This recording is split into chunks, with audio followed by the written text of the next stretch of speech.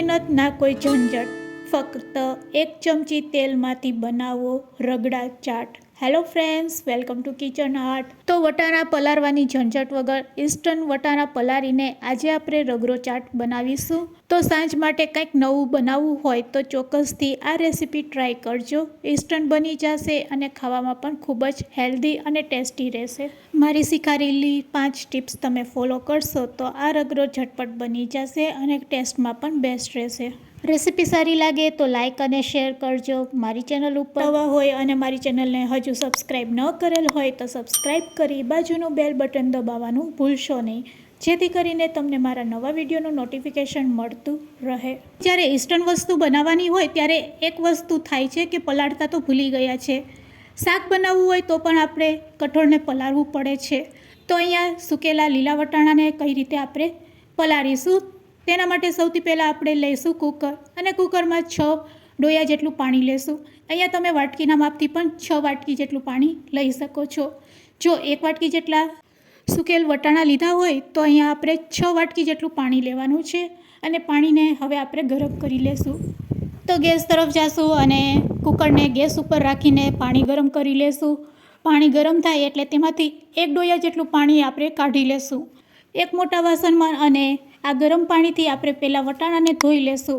આ રીતે કરવાથી વટાણા જલ્દીથી સોફ્ટ થઈ જાય છે અને નરમ પડી જાય છે, જેના લીધે વટાણા છે તે ઝડપથી બફાઈ જાય છે। તો બસ આ રીતે આપણે ગરમ પાણીમાં 5 મિનિટ રાખી અને તેને ધોઈ લેશું। પછી ફરીથી આપણે જે પાણી ગરમ કરેલું છે તેમાં વટાણાને એડ કરી દેશું અને કુકરનું ઢાંકણું બંધ કરીને ફક્ત ને ફક્ત અહીંયા આપણે કુકરમાં પ્રેશર ભરવાનું છે। કુકરમાં પ્રેશર ભરાઈ જાય એટલે ગેસની ફ્લેમ આપણે બંધ કરી દેશું। તો કુકરમાં પ્રેશર ભરાઈ ગયું છે, ગેસની ફ્લેમ બંધ કરી દેશું અને હવે આપણે વટાણાને ચેક કરી લેશું। વટાણાને ચેક કર્યા પછી તમને ખ્યાલ આવી જશે કે અહીંયા જે રીતે આપણે વટાણાને પલાળીને રાખીએ છીએ તે રીતે વટાણા સરસ પલળી ગયા છે। તો તમે જોઈ શકો છો અહીંયા વટાણા આપણા સરસ પલળી ગયા છે। ફક્ત 5 મિનિટમાં જ આપણા વટાણા છે તે પલળીને રેડી થઈ ગયા છે। તો ચાલો પલાળેલા વટાણાને હું તમને ચેક કરીને બતાવું છું હાથેથી। અત્યારે દાણો એકદમ કઠણ છે, તો હવે આપણે તેને બાફી લેશું। તો આ વટાણાને બાફવા માટે આપણે શું કરશું? તો સૌથી પહેલાં ફરીથી ગેસની ફ્લેમ આપણે ચાલુ કરવાની છે। ગેસની ફ્લેમ ચાલુ કરીને તેમાં આપણે પહેલાં મીઠું નાખશું। આ બાફેલા વટાણામાંથી મારે ચાટ તૈયાર કરવો છે, તો ચાટ માટે મેં 2 બટેટા એડ કરેલા છે અને સાથે હું ટમેટું પણ એડ કરી દઈશ। તો ચાટ તમારે ખાવી હોય તો કઈ રીતે ચાટ બનાવાય તેની રીત પણ હું તમને આગળ જણાવીશ। તો બસ હવે આપણે પ્રેશર કુકરમાં તેને બાફી લેશું। ફક્ત 1 સીટી વગાડવાની છે અને પછી લો ફ્લેમ ઉપર 10 મિનિટ માટે આપણે કુકરને રહેવા દેશું। હવે ગેસની ફ્લેમ આપણે બંધ કરી દેશું। 10 મિનિટ થઈ ગઈ છે અને હવે આપણે ચેક કરશું। તો અહીંયા આપણા સરસ બટેટા પણ બફાઈ ગયા છે અને વટાણા પણ આપણે ચેક કરી લેશું કે સરસ બફાઈ ગયા છે કે નહીં। તો પલાળવાની ઝંઝટ વગર પણ વટાણા એકદમ સરસ બફાઈ ગયા છે, તમે જોઈ શકો। હવે બાફેલા બટેટાને આપણે કુકરમાંથી પહેલાં કાઢી લેશું। પછી મેશરથી ટમેટાને અને વટાણાને આ રીતે મેશ કરી લેશું। વટાણા અચકચરા મેશ થાય અને ટમેટું એકદમ મેશ થઈ જાય તે રીતે આપણે મેશ કરી લેશું।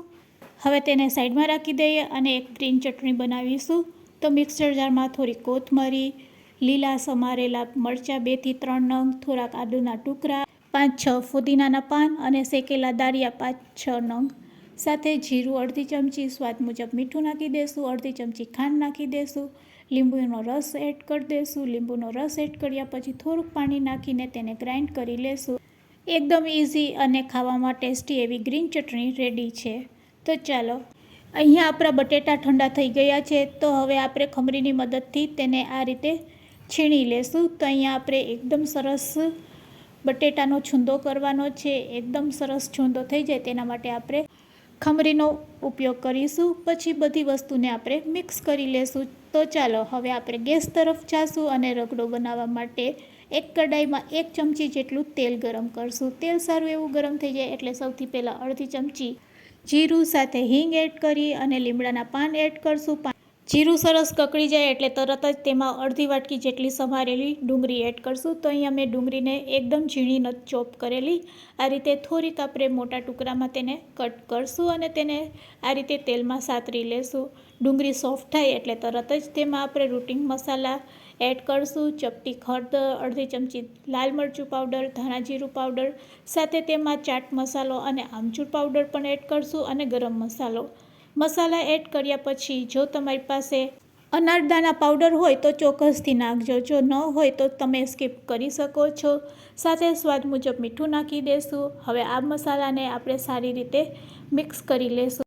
તો મસાલાને મિક્સ કર્યા પછી તરત જ અહીંયા આપણે બાફેલા વટાણા છે તે એડ કરી દેવાના છે અને જે આપણે મેશ કરીને બટેટા તેમાં નાખેલા છે તેના કારણે રગડો એકદમ સરસ ઘટ પણ થશે.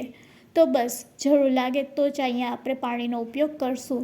તો એક વખત હલાવ્યા પછી અહીંયા હું 1 કપ જેટલું પાણી એડ કરું છું. પાણી એડ કર્યા પછી આપણે લીડથી તેને ઢાંકી દઈશું અને 1 મિનિટ માટે તેને આ રીતે કૂક કરશું.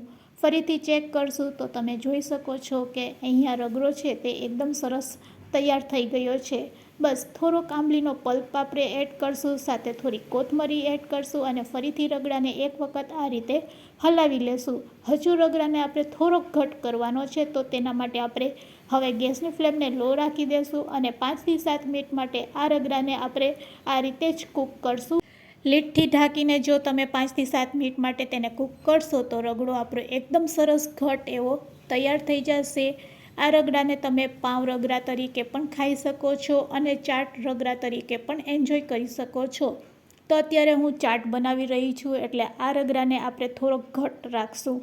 પાઉં રગડો ખાવો હોય તો રગડામાં થોડોક રસો વધારે રાખવાનો. તો અહીંયા આપણો રગડો તૈયાર છે. તો ચાલો ચાટ બનાવવા માટે આપણે આ રગડાને એક પ્લેટમાં કાઢી લેશું. પ્લેટમાં કાઢ્યા પછી અહીંયા આપણે તૈયાર કરેલી ગ્રીન ચટણી નાખશું, સાથે ખજૂર આંબલીની ચટણી નાખશું, સાથે તેમાં થોડીક તીખી ચટણી પણ એડ કરશું. બાળકો માટે બનાવતા હોય તો તીખી ચટણી સ્કીપ કરવાની. બસ હવે થોડીક આપણે તેમાં સેવ એડ કરશું, સાથે ડુંગળી ટમેટાં એડ કરીને સર્વ કરશું. તમારી પાસે મસાલા સિંગ હોય તો તે પણ એડ કરી શકો છો.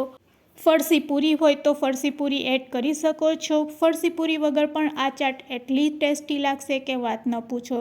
તો હેલ્ધી અને ટેસ્ટી એવો ફક્ત 1 ચમચીમાં તૈયાર થતો રગડા ચાટ રેડી છે સર્વ કરવા માટે. તો ફ્રેન્ડ્સ, આજની આ રેસીપી તમને કેવી લાગી તે મને કમેન્ટ્સમાં જરૂરથી કહેજો. વિડીયોને એન્ડ સુધી જોયો હોય તો એક લાઇક જરૂરથી આપજો. મારી ચેનલ ઉપર નવા હોય તો મારી ચેનલને સબસ્ક્રાઈબ જરૂરથી કરી લેજો અને હા, તમારા ફ્રેન્ડ્સ, મિત્ર અને ગ્રુપમાં શેર કરવાનું ભૂલશો નહીં. Thanks for watching. ફરી મળીશું એક આવી નવી જ રેસીપી સાથે.